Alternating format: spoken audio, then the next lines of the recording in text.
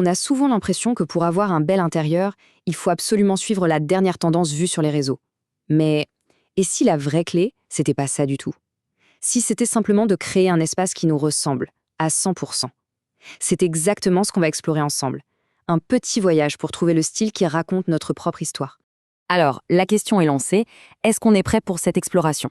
Le but, ce n'est pas de trouver une réponse parfaite tout de suite, non. C'est de commencer à se poser les bonnes questions pour créer un chez-soi où on se sent juste bien. Ok, alors plongeons dans le vif du sujet. Le point de départ le plus fondamental, c'est de comprendre que notre maison, c'est bien plus que 4 murs et un toit. C'est un sanctuaire, vraiment, un miroir de qui on est. Et c'est là que tout s'éclaire. Chaque objet, chaque couleur, chaque matière peut devenir une page de notre récit personnel.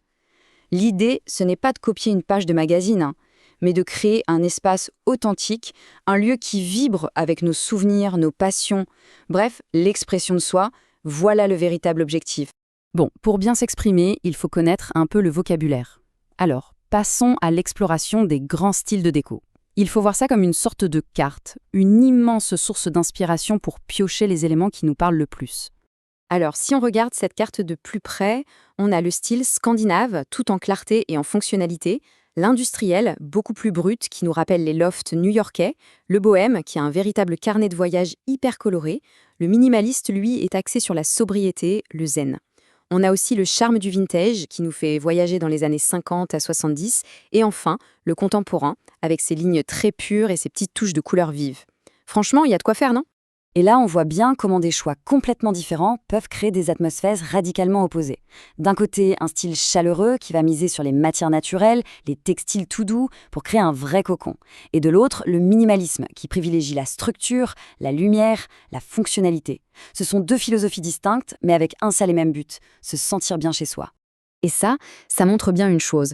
On n'est pas obligé de choisir un seul camp. Les styles hybrides, comme le Japandi par exemple, sont de plus en plus tendance. C'est la rencontre parfaite entre la sobriété japonaise et la chaleur scandinave. Le résultat?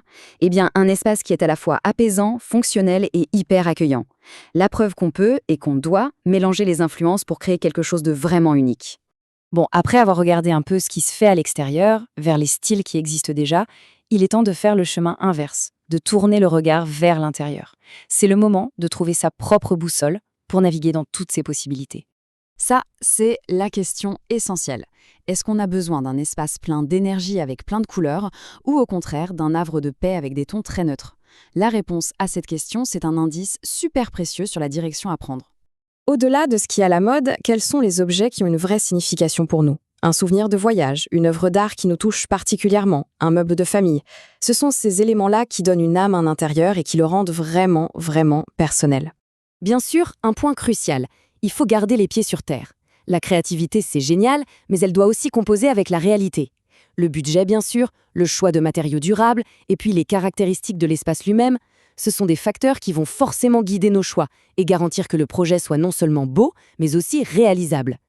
Allez, on passe de la réflexion à l'action. Comment on commence concrètement sans avoir l'impression de devoir tout révolutionner d'un coup? Il y a quelques pistes très simples et très efficaces. Parfois, les changements les plus forts sont les plus simples. Rien que changer les textiles, quelques coussins, un nouveau plaid, un tapis, ça peut transformer l'atmosphère d'une pièce. Pareil pour les murs. Habiller un mur un peu vide avec un miroir, quelques cadres ou une étagère, c'est un moyen super facile d'injecter tout de suite de la personnalité. Et surtout, le plus important, il faut oser. Sortir un peu des sentiers battus, aller chiner un meuble qui a une histoire, oser une couleur vive sur un pan de mur, ou tout simplement afficher fièrement ses photos et ses créations. C'est vraiment dans ces petites touches perso que se trouve le secret d'une déco vivante et réussie. On arrive tout doucement à la conclusion, et en fait, c'est un peu un retour au point de départ. Parce qu'au fond, tout ce processus n'a qu'un seul but, faire de son intérieur le théâtre de sa propre histoire. Cette phrase, elle résume absolument tout. Chaque choix, qu'il soit grand ou petit, contribue à construire ce récit. La déco, ce n'est pas juste une fin en soi, c'est un langage. Alors, aucune pression à avoir.